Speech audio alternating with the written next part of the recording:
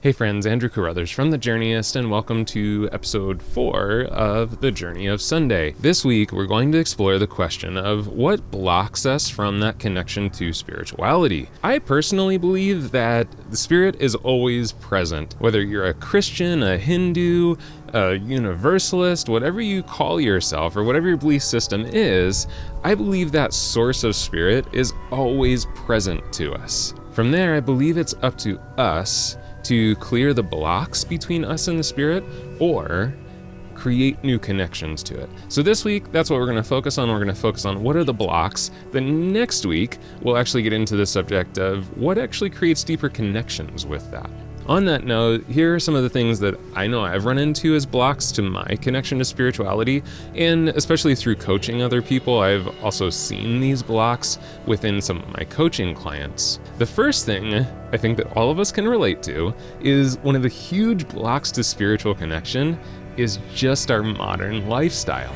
We are currently definitely in a culture of hyper-productivity. So that means from the time you wake up to the time that you go to bed, you almost feel guilty a lot of times if you haven't been hyper-productive all day. So this leaves us with a sense of depletion that doesn't leave us a lot of time, energy, space to put into something like spirituality.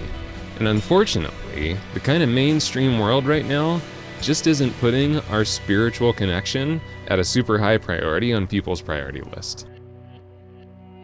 Another place I've seen really common lately that is a huge block for that connection to spirituality is previous experience and existing beliefs. Previous experiences a lot of times have some pretty heavy-duty scar tissue to them. I know that some of you can relate to some of my clients that I've had that they were brought up in a certain religion or belief system that was so overwhelming and kind of so shoved down their throat that they started to really dislike or find a lot of repulsion from that belief system. And so when you say the word spirituality, their body goes into this kind of push away reaction because they're associating the sense of spirituality with a bad experience they had in the past. And the current belief systems that you are super attached to could potentially be a block as well. And that's a little weird to say, but think of it this way. If I'm already so committed to a belief system being right and true and everything to me, am I in a place of exploration and curiosity anymore? There can absolutely be simultaneous truths in different belief systems. And of course, there's just always everyday fears that come into play. So one of those things could just be the fear of judgment. It kind of goes back to what I said earlier, sort of the popular world isn't real fond of religion and spirituality as a high priority right now. So if you're someone that loves to talk about religion and spirituality, you might be afraid of being labeled too woo-woo or mystic or esoteric. And a super common fear that I think we face almost every single day of our life is that fear of the unknown, and especially spirituality, because for many of us, it is this big open space with lots of questions around it.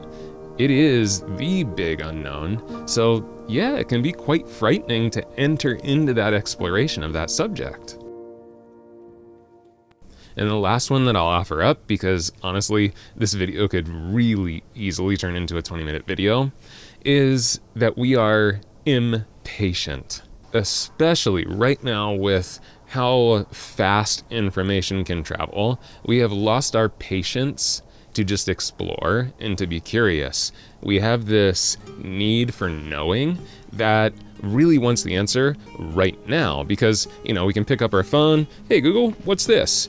There you go, here's the answer. And let's be honest, especially with social media being such a resource to us right now, we tend to get things in our feed that make us think that if we go to this certain class, if we go to this certain retreat, if we go to this temple, if we go to the ... we're going to enter in, and all of a sudden the magical light of the universe and God is going to shine into our heart and we're magically going to be saved. For most of us, the journey of spirituality and the exploration of connection to that spiritual place in us is going to be a long-term journey.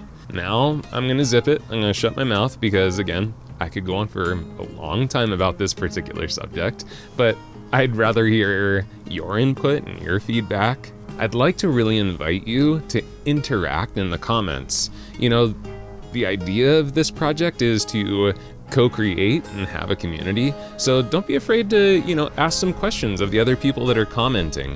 What I will ask you to do, though, is to resist the temptation to fix anything for anyone else. If you notice, throughout this conversation, I haven't brought up, well, how do you get past these roadblocks, or what do you do about these roadblocks?